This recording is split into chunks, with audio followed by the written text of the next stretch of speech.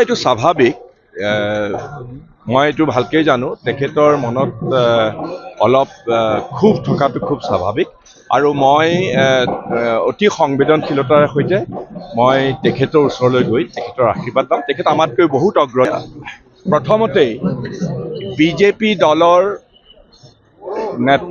নেতৃবৃন্দ, মই বিজেপি দলৰ অসম বিজেপিৰ সভাপতি শ্ৰী দিলীপ শইকীয়া, অসমৰ মাননীয় মুখ্যমন্ত্ৰী ডক্টৰ হিমন্ত বিশ্ব শৰ্মা প্ৰমুখ্যে ভাৰতৰ প্ৰধানমন্ত্ৰী শ্ৰী নৰেন্দ্ৰ মোদী ডাঙৰীয়া, অমিত শ্বাহ ডাঙৰীয়া, সকলোকে মই ধন্যবাদ জনাইছোঁ যে ইমান সাদৰেৰে সৈতে মোক বিজেপি দলে যি স্বীকৃতি দিছে, মই বহুত ধন্যবাদ জনাইছোঁ।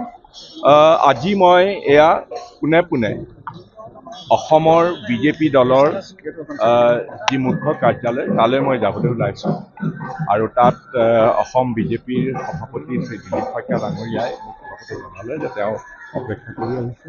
এটা নতুন যাত্ৰা, নতুন প্ৰত্যয়ৰ সৈতে সকলোকে লগত লৈ অসমৰ সমূহ জাতি জনগোষ্ঠীৰ মানুহৰ আৰু অসমখনক বিশেষকৈ আমাৰ যুৱ প্ৰজন্ম, আমাৰ প্ৰগতিশীল মনোভাৱেৰে সৈতে আমি আগুৱাই যাবৰ কাৰণে মই এটা নতুন যাত্ৰা আৰম্ভ কৰিবলৈ ওলাইছোঁ। সকলোৰে আশীৰ্বাদ বিচাৰিছোঁ, সকলোৰে সহযোগিতা।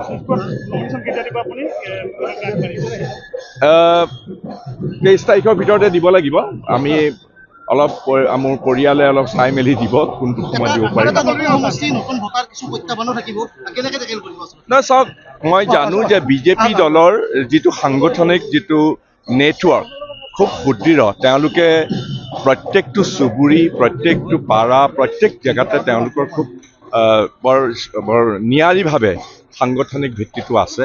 আৰু মই জানো যে যদিও মই বিজেপি দলত নতুন, কিন্তু আজিয়ে এতিয়া বিজেপি দলৰ সমূহ কৰ্মকৰ্তা গুৱাহাটীৰ বিশেষকৈ সকলো আহিছে আৰু মই জানো যে মই তেখেতসকলৰ হাতত হাত ধৰি পেলাই মই মোৰ এইকেইটা দিনত মই নিৰ্বাচনী প্ৰচাৰ চলাম আৰু যি সাংগঠনিক শক্তিশালী ভিত্তি আছে, মোৰ মনত অকণো সন্দেহ নাই যে অতি নিয়াৰিকৈ প্ৰণালীগতভাৱে আমি আমাৰ প্ৰচাৰ কাৰ্য চলাব পাৰিম। এইটো স্বাভাৱিক। মই এইটো ভালকৈ জানো তেখেতৰ মনত অলপ ক্ষোভ থকাটো খুব স্বাভাৱিক আৰু মই অতি সংবেদনশীলতাৰ সৈতে মই তেখেতৰ ওচৰলৈ গৈ তেখেতৰ আশীৰ্বাদ ল'ম। তেখেত আমাতকৈ বহুত অগ্ৰজ, গতিকে তেখেতৰ পৰা আশীৰ্বাদ লোৱাটো মোৰ দায়িত্ব।